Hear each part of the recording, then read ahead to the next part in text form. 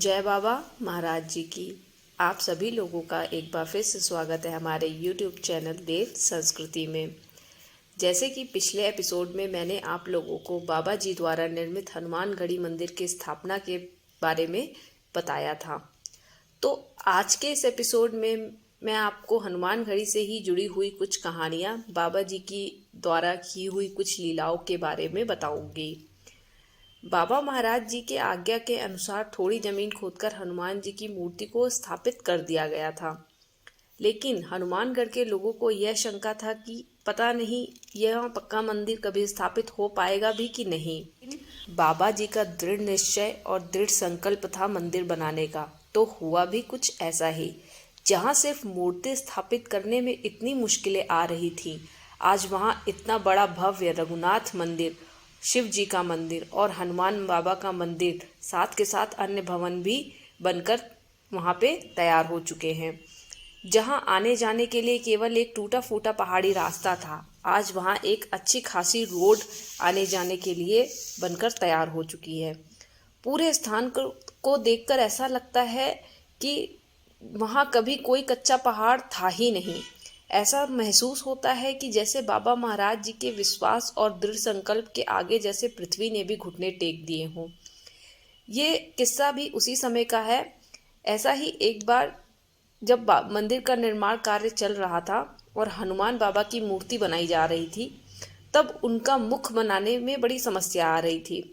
तभी एक रात बाबा जी की ही एक भक्त, एक स्थानीय लड़की, उसके सपने में बाबा जी ने आकर उसको दर्शन दिए और आदेश दिया कि पत्तों पर रामायण की चौपाई, दैहिक दैविक भौतिक तापा, राम राज कहूँ ही नहीं व्यापा लिखकर अखंड रामायण का पाठ कराओ। ऐसा करने के बाद ही हनुमान बाबा का मुख बनके तैयार हो गया। जब मंदिर बनकर तैयार हुआ, तब एक समारोह का आयोजन, एक भंडारे का आयोजन करने की इच्छा प्रकट की बाबा महाराज जी ने।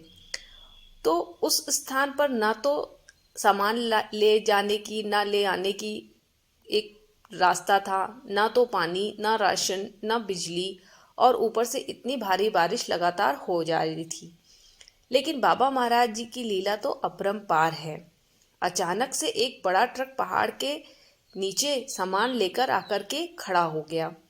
सामान को ऊपर पहुंचाने के लिए भी कितने लोग न जाने कहां से आ गए, और बारिश, इतनी मूसलाधार बारिश हो रही थी कि बारिश को रोकने के लिए बाबा महाराज अपनी कुटिया से निकले और गुस्से से आसमान की ओर तरफ देखा, तो जैसे बारिश को आदेश मिल गया हो रुकने का, और बारिश अपने मन से रुक गई। ऐसा होना वहां के लोगों के लिए यह किसी चमत्कार से कम नहीं था। हनुमानगढ़ी मंदिर बनने के कुछ समय बाद बाबा महाराज जी एक बार हनुमानगढ़ पहुंचे अपने भक्तों को दर्शन देने के लिए। तभी अचानक बाबा महाराज जी के मन में भंडारा कराने की इच्छा प्रकट हुई। उस समय इतनी ठंडी थी, दिसंबर का महीना था, तो लोग भी वहाँ बहुत गिने चुने ही मौजूद थे। लेकिन जब भंडारा शुरू हुआ तो खूब भीड़ इकट्ठा हुई। न जाने इतने लोग कहाँ से आ गए, और भंडारे के भोजन में भी कोई कमी नहीं हुई। सभी व्यक्ति ने भोजन ग्रहण किया।